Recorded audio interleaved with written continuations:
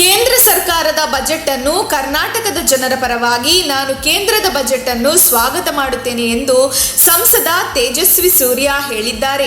ಮಾಧ್ಯಮದವರೊಂದಿಗೆ ಮಾತನಾಡಿದ ಅವರು, ಕರ್ನಾಟಕದ ಜನರ ಪರವಾಗಿ ನಾನು ಕೇಂದ್ರದ ಬಜೆಟ್ ಅನ್ನು ಸ್ವಾಗತ ಮಾಡುತ್ತೇನೆ.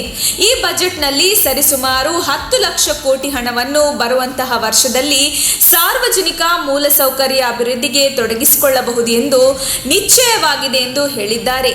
ಹೈವೇ, ಡ್ಯಾಮ್, ರೈಲ್ವೆ ಮಾರ್ಗಗಳನ್ನು ಮಾಡುವಲ್ಲಿ ಹಣವನ್ನು ವ್ಯಯ ಮಾಡಲಾಗುತ್ತದೆ.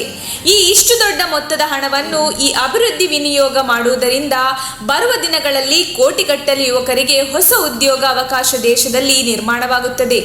ರೈಲ್ವೆ, ಹಳ್ಳಿ ರಸ್ತೆಗಳ ನಿರ್ಮಾಣವನ್ನು ಭಾರತದ ಆರ್ಥಿಕತೆಯನ್ನು ಗಟ್ಟಿ ಮಾಡುತ್ತದೆ ಎಂದು ತಿಳಿಸಿದ್ದಾರೆ. ಯಾವುದೇ ದೊಡ್ಡ ಯೋಜನೆಗಳು ಇದ್ದಾಗ ರಾಜ್ಯ ಸರ್ಕಾರ, ಕೇಂದ್ರ ಸರ್ಕಾರ ಒಟ್ಟಿಗೆ ಕುಳಿತು ಅಭಿವೃದ್ಧಿ ಮಾಡಬೇಕಾಗುತ್ತದೆ. ಜಿಎಸ್ಟಿ ಅಂತಹ ಯೋಜನೆಯನ್ನು ಬಹಳ ಯಶಸ್ವಿಯಾಗಿ ನಿರ್ವಹಿಸಿದೆ.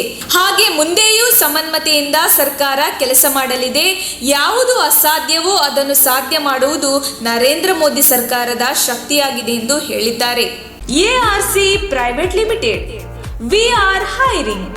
Dear all, we have openings for telecallers position. 0 to 2 years experience, any education can apply. Gender, male and female. Skills, results driven, persistence, time management, customer service, understanding customer needs, prospecting skills, motivation for sales, handles rejection, professionalism and communications. Accident Relief Care Private Limited, number 38 Chandrodaya, first floor, Antarasanahalli, Madhugiri, Main Road, Tumkur, 572106.